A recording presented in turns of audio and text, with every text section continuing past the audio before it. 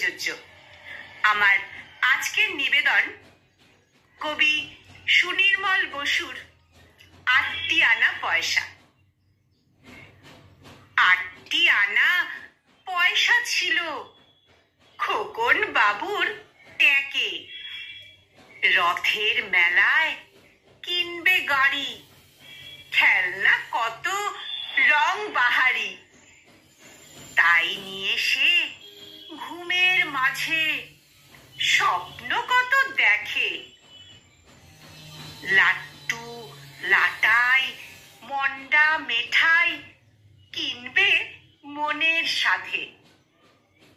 দুপুর বেলা ঘুমের ঘোরে হাসছে সে আহ্লাদে। এমন সময় বাহির পথে চাই চানাচুর শব্দ হতেই ঘুম ভেঙে যায় খোকন বাবুর।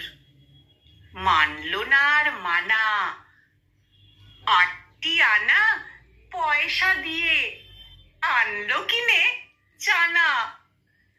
8টি আনা পয়সা দিয়ে আনলো কিনে চানা।